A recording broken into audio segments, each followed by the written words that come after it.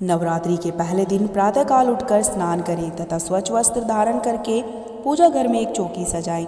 उस पर लाल कपड़ा बिछाकर उस चौकी पर मां शैलपुत्री को विराजमान करें और कलश स्थापित करके कलश पर स्वास्तिक बनाकर आम के पत्ते लगाकर नारियल रखें। मां शैलपुत्री को फूलों की माला अर्पित कर दीप धूप कपूर प्रज्वलित कर माता शैलपुत्री का पूजन करें और कथा पढ़ें। ऐसे ही पूजन रात्रि में भी करें और माता का ध्यान करें। आगे हम बताएंगे कि माँ दुर्गा को सर्वप्रथम शैलपुत्री के रूप में क्यों पूजा जाता है, लेकिन उससे पहले वीडियो में अंत तक बने रहें। साथ ही साथ वीडियो को लाइक कर लें। अगर आप चैनल पर नए हैं तो बेल आइकन पर क्लिक करके चैनल को सब्सक्राइब कर लें, जिससे कि इस तरह की वीडियो की नोटिफिकेशन आपको समय से मिलती रहे। चलिए ज़्यादा वक्त न गवाते हुए शैलपुत्री माता नवरात्रि के कथा का महत्व का भाग हम शुरू करते हैं। नवरात्रि के पहले दिन माँ दुर्गा के रूप में शैलपुत्री माता की पूजा की जाती है।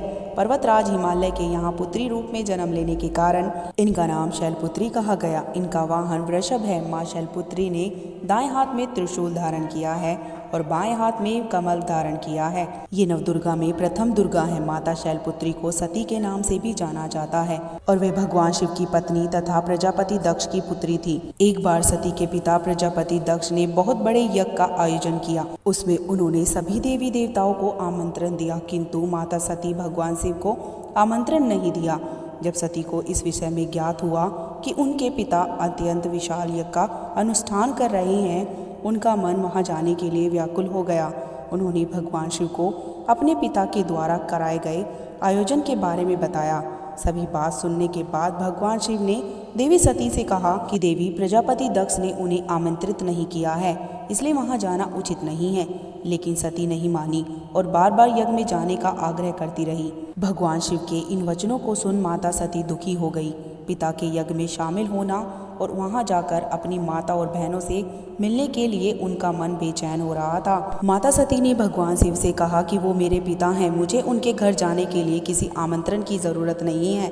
भगवान शिव के समझाने पर भी माता सती बार बार अपने पिता के घर जाने के लिए आग्रह करती रही। ऐसे में भोलेनाथ मान गए और उन्हें यज्ञ में जाने की अनुमति दे दी। सती जब अपने पिता प्रजापति दक्ष के यहाँ पहुंची तो उन्होंने देखा कि वहाँ ना तो कोई उनका आदर कर रहा है और ना ही प्रेम भाव से मेल मिलाप कर रहा है। माता सती की माँ को छोड़कर सभी ने उनसे मुंह फेरा हुआ था। यहाँ तक कि उनकी सगी बहनें भी उनका उपहास उड़ा रही थी। उनके पति महादेव का तिरस्कार कर रही थी। स्वयं प्रजापति दक्ष ने भी उनका अपमान किया। दक्ष ने भी भगवान शिव को भरी सभा में बहुत भला बुरा कहा। इस अपमान को माता सीता सहन नहीं कर पाई। तभी उन्होंने यज्ञ की अग्नि में कूदकर खुद को भस्म कर दिया। इस बात की खबर मिलते ही महादेव क्रोधित हो गए और प्रजापति के सर को धड़ से अलग कर दिया। इस प्रकार माता सीता ने अपना अगला जन्म पर्वतराज हिमालय के घर में लिया। इस बार वे शैलपुत्री के नाम से विख्यात हुई। पार्वती और हेमवती भी माँ शैलपुत्री का ही नाम है। नवरात्रि के पहले दिन माँ शैलपुत्री की पूजा करने से चंद्रमा से संबंधित सभी प्रकार के दोष दूर हो जाते हैं और सौभाग्य की प्राप्ति होती है। जीवन में उत्साह और उन्नति का विकास होता है। दोस्तों, अगर आपको मेरे शब्दों में शैलपुत्री माता नवरात्रि की कथा का भाग अगर पसंद आया हो तो वीडियो को लाइक कर ले, चैनल को सब्सक्राइब कर लें। साथ ही साथ कमेंट बॉक्स में जय माता दी लिखना ना भूलें।